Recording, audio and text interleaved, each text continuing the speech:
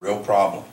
Regulatory agencies that have no concept of the plight of the American people. We're paying double. Good night, Dr. Meeks. You have a great evening. Thank you for having us again. We're paying double at the pump for gas from 2009 to today. In 2009, when President Obama came into office, gas was $1.86 a gallon. Today, depending on where you are, I've seen it as high as a little over $4 here in Ohio. There's places that it's a little less, places that it's a little more. But we're paying double for the price of gas. On the average, Americans are paying $300 more per year to power their homes. We need a real all-of-the-above energy policy, one that's going to unleash America's innovative engine. One that's going to allow us to go after our own natural resources because we have such an abundance of them. We've passed roughly 27, it's actually more than that, it's close to 30. We've passed jobs bills to empower small businesses and reduce government barriers to job creation. We've proposed tax reform that'll let all Americans keep more of what they earn and give job creators the certainty that they need to be able to create jobs, to boost competitiveness for America's manufacturers, to encourage entrepreneurship and growth, to break down those barriers for business startups, maximize America's energy production, and pay down America's unsustainable debt burden and start living within our means. It is a necessity that we do these things.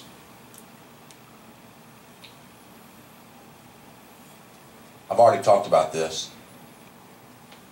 President Obama's plan for Medicare is bankruptcy. If we don't do anything, it's going bankrupt by 2024.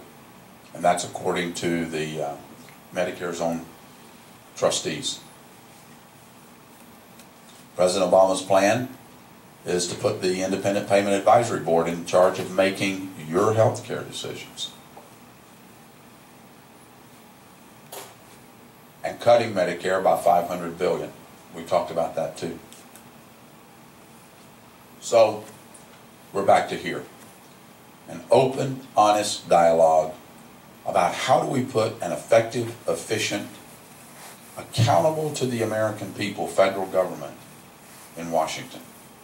I believe we can do it. I know we can do it. We simply have to stay the course. We've had this discussion many, many times throughout our nation's history. You know, we had this debate when we were founded.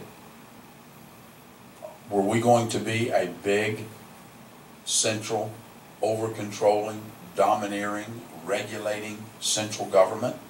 Or were we going to empower the people? You see, our founders knew something at that time that many of you in this room also know, but people in Washington have long forgotten. And that is that the heartbeat of America has more to do with what happens around the dinner table than what happens in the halls of Congress.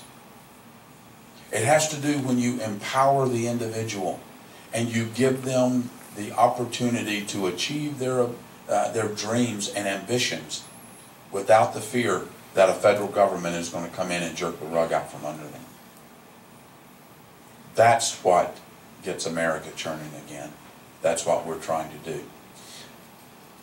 Mark, I'd like to invite you up now to talk a little bit about your business, and then we're going to open it up for discussion. Our primary focus here tonight is about job creation. We've talked about some of the barriers to job creation. Maybe you can talk a little bit about some of the excitement that you see around energy development, and if you have any, I don't mean to put you on the spot, but I know that there is a lot of excitement, and there have been quite a number of jobs created around energy development here in eastern and southeastern Ohio. So please, let's give him a round of applause. And Mark, thank you for being here. Oh boy, it's going to be a tough act to follow. I'm not as quite as eloquent as Congressman is here.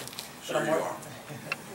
I'm Mark Racy. I'm president and founder of Bully Coals. We have a full manufacturing place up in the new industrial park. We moved here in 2006. It's my lovely bride, Carol. She's been with me for the last 31 years.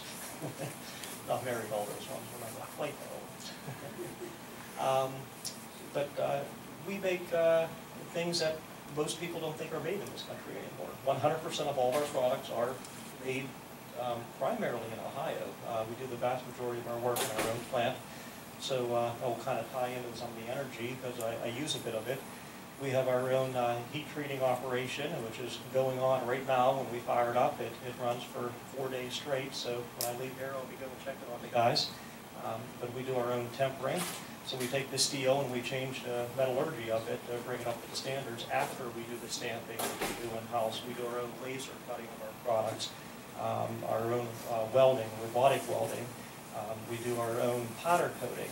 And all those things take energy, obviously, so energy is a very big concern for manufacturing, if you want true manufacturing done.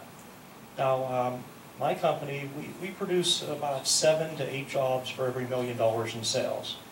I happen to be in an industry that's a $2 billion industry with the vast majority of those jobs are all in China. I have a real small little piece of the pie, but I can tell you that we're growing. And we're not just competing, but we're beating them. As more and more people find out about our product line, we make kind of a real high-end product, but we're actually at a mid-grade price level, which people are surprised. One of the hurdles I have to overcome is to explain to them that we actually do compete quite well, and we're actually less money than the imports when you're talking about that contractor-grade tool. Now, I mentioned that, of going down that line, is that it takes capital to grow. And there's quite a few things that I look to Washington that concerns me about what would be hindrance for growth that I can talk about as well. But kind of like finalizing, again, we make shovels, rakes, hose. They're pretty much all made overseas. We are the only company that are making it here in this country. And we have about 200 different products that we make right here in Steubenville, about 5 minutes from here. So we're pretty proud and happy with it. But now, talking about my energy concerns, there are a few different areas. You didn't mention cap and trade, but let's just talk about the good side, the Marcellus Shale. As long as we don't kill that industry, I'm concerned. Quite frankly, we're seeing sales from a small little hardware store in Burgettstown. It's probably going to order $5,000 to $10,000 worth of shovels off of this year, just feeding that. So there is real effects. I see their business growing, they're buying through us, and I see other ones along that line. So there's a direct cause and effect of just some of the work and infrastructure. But more importantly, a lot of our gas was piped from different parts of the country. A lot of our gas came from Wyoming. Those transmission costs of getting it here was quite high. Right now there's an abundance. The gas producers aren't real happy, but I certainly am. It really helps our company when we're able to lower those energy costs, at least on the gas side. I'm real concerned, though, about the future with the coal, closing of some of the power plants, some of the things that I'm seeing trying to eliminate CO2 emissions. And think about this. We're going to buy things, be it, for me, shovels, automobiles, refrigerators, everything that is manufactured, plastics, everything takes energy to manufacture that, and it's going to be manufactured somewhere. If we start taxing and or putting carbon credits or some of all these different plants out there, what I see it doing is making me uncompetitive, which it's tough to be competitive on a global scale when you're dealing against companies like China, or I should say governments, is what I'm competing against over there. Those jobs are going somewhere. Those products are going to be made somewhere. The question should be, are they going to be made here or are they going to be made there? If we tax that energy to a level, or we increase our energy cost because of the trying to eliminate carbon emissions, guess what? Those emissions are still going to take place. They're just going to take place somewhere else in the world. So I don't want to get into global warming. I don't have enough on my plate, to run my own business. But we need to think responsibly that, are we really solving a problem, or are we just exporting the jobs? And that's a question that you all need to ask and you need to think about. We're all concerned about our future, our children. My daughter's getting married in June. I'm looking forward to the next phase of life of grandchildren. Don't have that yet.